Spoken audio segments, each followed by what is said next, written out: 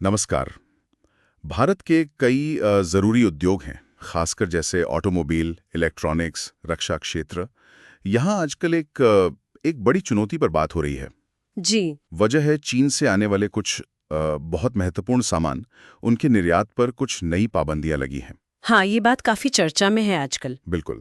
चीन ने क्या किया है कि अप्रैल 2025 से कुछ खास तरह के वो जो रेयर अर्थ मैग्नेट होते हैं ना, जी, दुर्लभ मृदा चुंबक। हाँ, वो चुंबक और उनसे जुड़े कुछ तत्व हैं जैसे नियोडीमियम, प्रेजोडाइमियम वगैरह, इनके एक्सपोर्ट के लिए अब एक खास लाइसेंस जरूरी कर दिया है। अच्छा। और ये वो चीजें हैं जो इलेक्ट्रिक गाड़ियों यानी ईवीज में, इलेक्ट्रॉनिक्स में, डिफेंस टेक्नोलॉजी में, मतलब हर जगह इस्तेमाल होती हैं। हाँ, इनकी जरूरत तो बहुत है। तो हमारे पास कुछ स्रोत हैं जो बता रहे हैं कि ये सब कैसे शुरू हुआ, भारत पर इसका असर क्या हो रहा है और भारत इस चुनौती से मतलब कैसे निपट रहा है। चलिए इस पर थोड़ी गहराई से बात करते हैं। बिल्कुल। तो सबसे पहले ये बताइए कि चीन ने असल में किया क्या है? क्या ये पूरी तरह से बैन है, एक्सपोर्ट रोक दिया है? नहीं, देखिए, इसको पूरी तरह से रोक कहना शायद ठीक नहीं होगा। ये असल में एक लाइसेंस आधारित नियंत्रण है।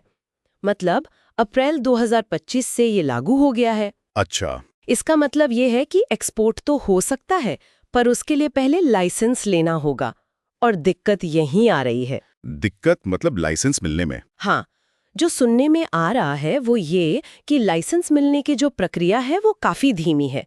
मतलब सूत्रों के माने तो 30 से ज्यादा भारतीय कंपनियों के आवेदन अभी तक पेंडिंग हैं। ओह, 30 से ज्यादा? जी, और कई शिपमेंट्स तो ऐसे हैं जो चीन के पोर्ट्स पर ही अटके हुए हैं। तो ये जो रेयर अर्थ मैग्नेट हैं, ये इतने जरूरी क्यों हैं और भारत इन पर मतलब कितना निर्भर है? देखिए, ये चुंबक बहुत खास होते हैं। ये बहुत शक्तिशाली होते हैं और वजन में हल्के। हाँ। तो जहां भी आपको मजबूत मैग्नेटिक फील्ड चाहिए कम जगह में, वहां ये काम आते हैं। जैसे ईवीज की मोटर हो गई, या विंड टरबाइन, स्मार्टफोन्स, ईयरफोन से लेकर जो डिफेंस के उपकरण हैं, मिसाइल गाइडेंस सिस्टम वगैरह। हर जगह मतलब? हाँ, लगभग हर आधुनिक तकनीक में ये जरूरी है।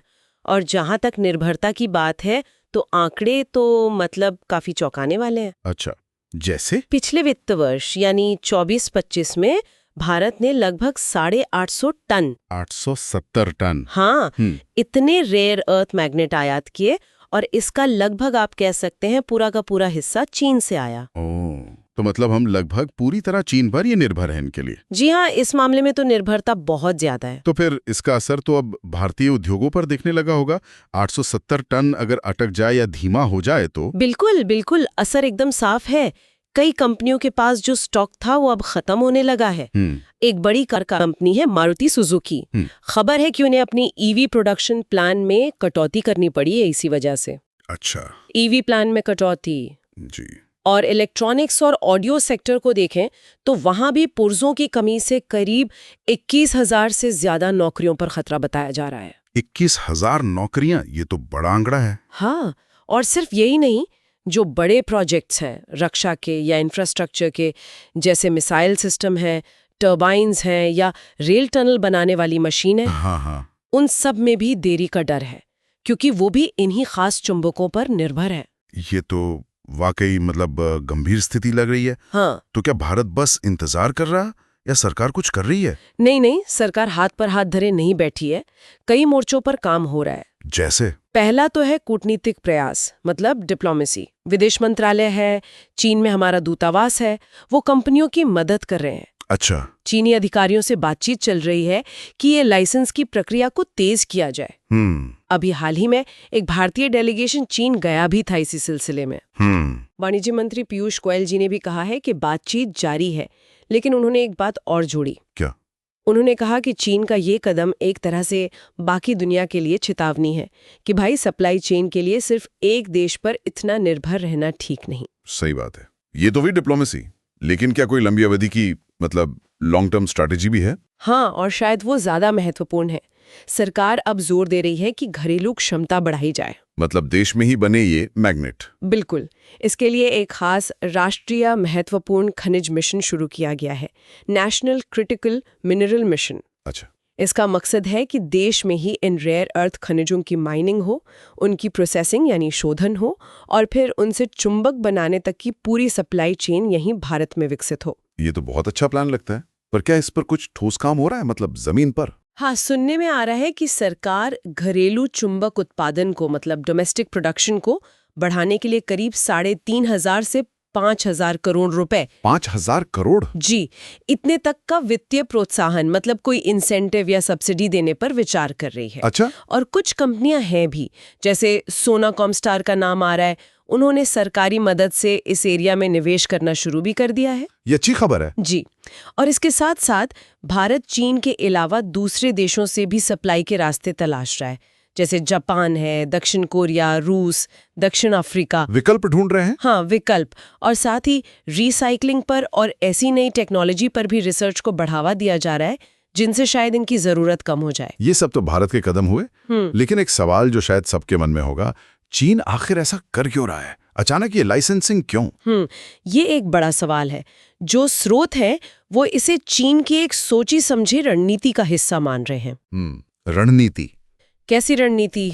आप इसे चीन का ट्विन ट्रैक अप्रोच कह सकते हैं, मतलब दोहरा रवैया। दोहरा रवैया? हाँ, एक तरफ तो वो डिप्लोमेटिक बातचीत के दरवाजे खोले रखता है, जैसा कि हो भी रहा है, लेकिन दूसरी तरफ वो अपनी सप्लाई चेन की जो ताकत है उसका इस्तेमाल करके आर्थिक दबाव भी बना रहा है। अच्छा, मतलब एक हाथ से बात, दूसरे से नकेल। कुछ वैसा ही।